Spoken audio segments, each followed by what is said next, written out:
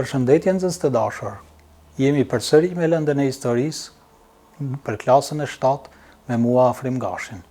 Nga tema Perandoria Osmane dhe pushtimet në Ballkan, kemi njësinë mësimore, fillet e shtetit osman dhe zgjerimet e tij. Rezultatet e të nxënit në lëndë për këtë njësi mësimore janë: përshkruan fillet e shtetit osman dhe zgjerimin e tij. Themelimi i shtetit osman. Gjatë shekujve 13, hordhit e turqve Ogoz u dënden nga Azia e Mesme. Shkrirja e turqve Selgjok dhe Ogoz me banorët vendas i hapi rrugë krijimit të një shteti të ri turk. Sundimtari i parë i këtij formacioni politik ishte Erotroguli. Pas vdekjes së tij, në krye të këtij shteti erdhi i biri i tij Osmani, 1282-1326. Kështu zë fill dinastia Osmanëve. Osmani menjëherë filloi luftën kundër zotrimeve të Bizantit në lindje. Dhe në fata kemi të paraqitur sultanin me emrin Osman, nga i cili edhe titullohet në vazhdim shteti apo perandoria osmane. Ai arriti të shkëposte qytetin e Bursës në pjesën veriperëndimore të Anadollit, në rajonin e Marmaras, të cilin e bëri kryeqytet të dinastisë së tij në vitin 1296. Osmanët arritën të krijonin një ushtri të fortë dhe profesioniste.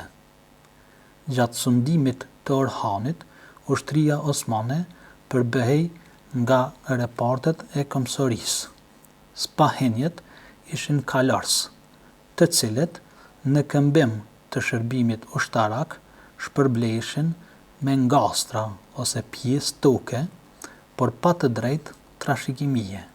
Gjatë shekullit të 14, perandoria bizantine u fut në një krizë të thellë administrimi politik, ushtarak dhe administrativ. Këtë situatë e shfrytzuan osmanët, të cilët, pasi i shkëputën territore Bizantit në Azi, filluan sulmet e para drejt Evropës, konkretisht Gadishullit Ballkanik. Pasi zotruan territoret e Galiopolit, trupat osmane në drejtimin e Sultan Muratit parë pushtuan qendrën e dytë të perandorisë bizantine, Adrianopolin. Në vitin 1365, osmanët e transferuan qendrën e perandorisë së tyre nga Bursa në Adrianopol. Kështu, perspektiva e pushtimit të Ballkanit dhe perandorisë bizantine ishte e hapur. Pushtimet osmane në Ballkan. Pas sukseseve të para ushtarake në Ballkan, osmanët vazhduan me pushtime të reja në drejtim të Bizantit dhe vendeve ballkanike. Ndërkohë, princërët të Ballkanit, të tronditur nga sukseset e shpejta të osmanëve, filluan të formonin aleanca ushtarake për ta ndërprerë përparimin e shpejtë të tyre.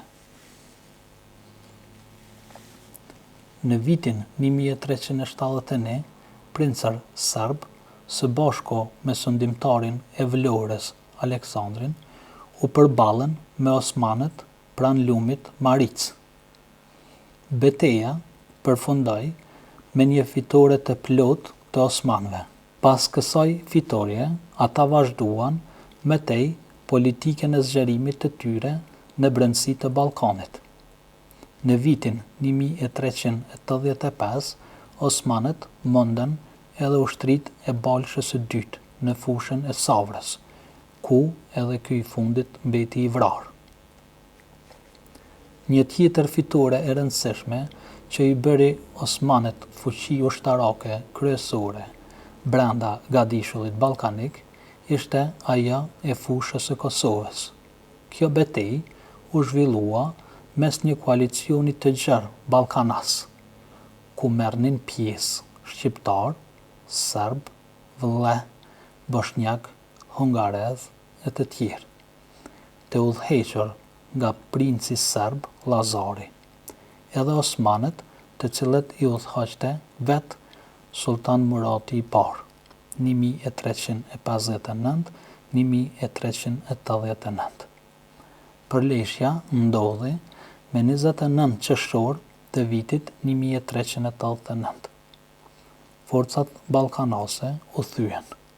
Në këtë betejë mbetën të vrarë Llazari dhe vetë Sultan Murati I parë.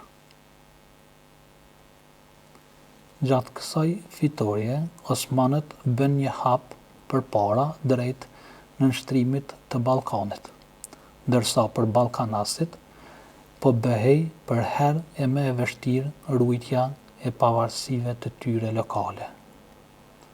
Osmanët vazhduan pushtimin e Ballkanit duke nënshtruar Bullgarinë, Maqedoninë, Bosnjën e Serbinë. Këtu e kemi të paraqitur një hartë të perandorisë osmane në kohën e Muratit të parë dhe pasardhësit të tij Bajazitit të parë.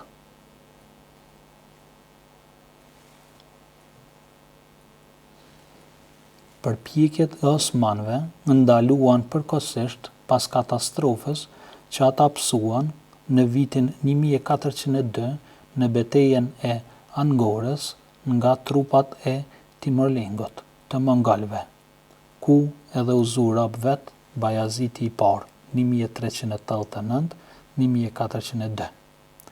Këtë moment krize të një gjendje pa pushtet qendror të osmanëve nga viti 1402 deri në vitin 1413, ballkanasit s'ishin të aftë ta shfrytëzonin për t'i dëbuar nga Ballkani. Përkundrazi, ata u bën palë në luftën e brendshme të osmanëve. Mehmeti I parë 1413-1421 rifilloi politikën e pushtimit të gadishullit ballkanik. Pasardhësi I tij, Murati I dytë 1421-1451 dhe Mehmeti I dytë 1451-1481 I vunë si qëllim vetës që përpos nënshtrimit përfundimtar të Ballkanit të pushtonin edhe ato pak zotrimet e fundit që kishin mbetur nga perandoria bizantine. Murati I dytë, pas një rrethimi 7 vjeçar, 1423-1430, mori Selanikun, qytet të cilin perandoria bizantine ja kishte ofruar Republikës së Venedikut për ta mbrojtur, ndërsa Mehmeti I dytë, 2 vite pasi erdhi në pushtet, realizoi me sukses ëndrrën e paraardhësve të tij. Pas një muji rrethimi, nga prilli-maji 1453, arriti ta pushtonte qendrën e perandorisë bizantine, Konstantinopolin.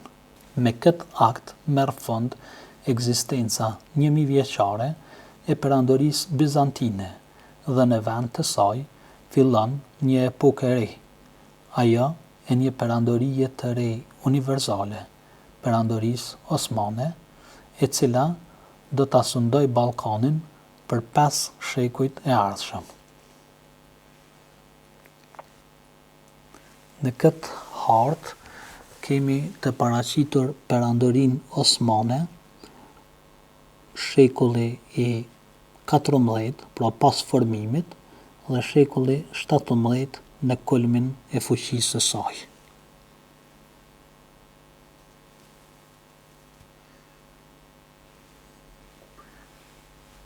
Në këtë foto kemi të paraqitur ushtrinë osmane pas pushtimit të Konstantinopolis.